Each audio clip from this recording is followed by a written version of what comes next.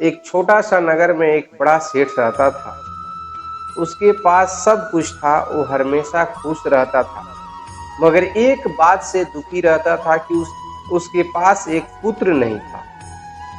वो बहुत भगवान को पूजा करता था, सावन में हर सोमवार को पूजा करता था। तो एक दिन पार्वती जी शंकर जी से बोली कि हे प्राणनाथ, ये आपका भक्त इतना पूजा करता है, आप इसको एक पुत्र क्यों नहीं दे देते हैं। शंकर भगवान बोले कि हर इंसान अपने कर्म से ही सब कुछ प्राप्त करता है, इसके नसीब में ही कोई पुत्र नहीं है तो हम कैसे दे सकते हैं। पार्वती जी बोली शंकर भगवान से, चाहे आप जो काम कीजिए, मगर ये आपका बहुत अच्छा भक्त है, देखिए कितना आपको पूजा करता है, शाम के समय में घी का दीपक जलाता है, और आप इसको एक पुत्र नहीं दे सकते हैं।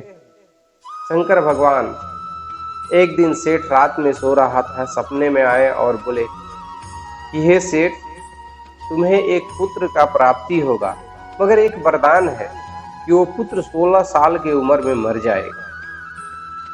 सेठ बहुत खुश हुआ, एक तरफ से खुश होता था तो एक तरफ से दुख होता था, क्योंकि पुत्र के प्राप्ति सुन करके उसे खुशी होती थी और पुत्र की मृत्यु सुन करके उसे बहुत दुखी होती थी।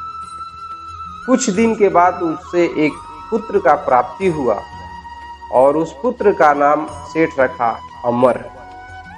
जब अमर 12 साल का हुआ तो सेठ इलाहाबाद भेज दिया पढ़ने के लिए। जब बच्चा इलाहाबाद जा रहा था पढ़ने के लिए, तो जहां पे रास्ता में रुकता था वहीं पे बहुत अच्छा पूजा पाठ करता था और रात वहीं गुजारता था, फिर सुबह चल देता था। तो एक राज में पहुंचा, वहां एक रानी का शादी हो रहा था और जिस राजा के पुत्र से हो रहा था वो पुत्र एक आंख से अंधा था।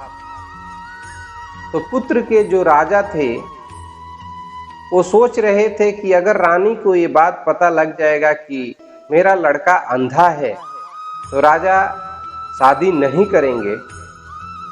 तब तक उस राजा का ध्यान पड़ा अमर के ऊपर। राजा बोले कि क्यों नहीं ये अमर का ही शादी हम कर दें, और शादी होने के बाद से हम अमर के कुछ धन दौलत दे देंगे और अमर के भेज देंगे। तो राजा ऐसे ही किया कि अमर का कपड़ा चेंज करके और उस रानी के साथ शादी कर दिया।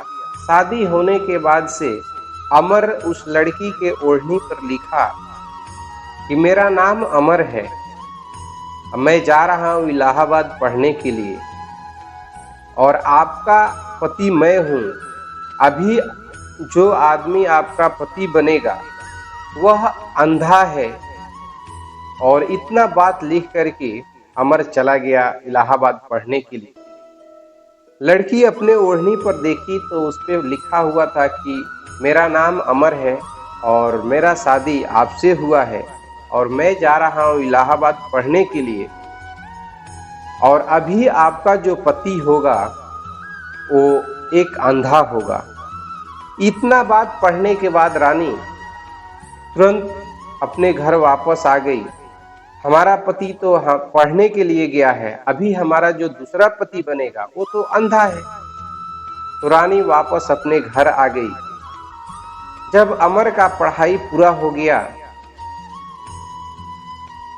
तो वह वापस आ रहा था, तब तक उसका उम्र 16 साल पूज गया था। एक जगह रात में ठहरा और अचानक से उसके प्राण निकल गए।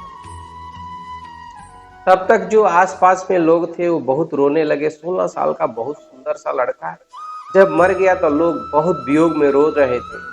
वहीं से भगवान शंकर जी और पार्वती जी गुजर रहे थे। तब तक पार्वती जी पूछी कि हे प्राणनाथ, यहाँ लोग क्यों इतना रो रहे हैं। शंकर भगवान बोले कि ये बच्चा मर गया है, इसके वजह से इसके घर के लोग वियोग में रो रहे हैं। पार्वती जी बोली शंकर भगवान से, हे प्राणनाथ, आप इस बच्चे को जिंदा कर दीजिए, देखिए इसके घर के लोग कितना रो रहे हैं। ये कितना सुंदर लड़का है, 16 साल का लड़का है। अगर किसी का 16 साल का लड़का मर जाए तो उसको कितना तकलीफ होगा। भगवान शंकर जी उस लड़का को जिंदा कर दिए। जब वो लड़का जिंदा हुआ तो वापस आ रहा था, तो उसी राज से वापस आ रहा था जिस राज में उसका शादी हुआ था। उस राज में पहुंचा तो उस राज्य के राजा पहचान गए कि इसी लड़का से शादी हुआ था, और अमर के साथ उस रानी का बहुत धूमधाम से विदाई की। तब तक घर के माता पिता इंतजार कर रहे थे कि अमर का तो सब 16 साल पूज गया, अमर अब मर ही गया होगा, उसका कब खबर आएगा कोई पता नहीं।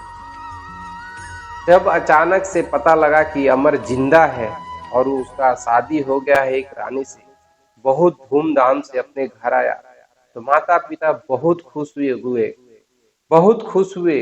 मगर एक तरफ दुखी भी थी कि बच्चा का 16 साल उम्र हो गया है, अब ये बच्चा मर जाएगा।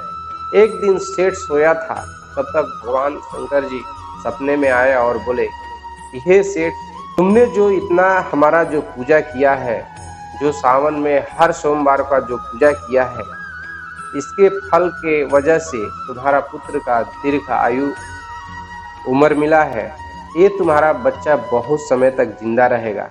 ना कह करके भगवान शंकर जी फिर चले गए। सावन का सोमवार करने से यही फायदा मिलता है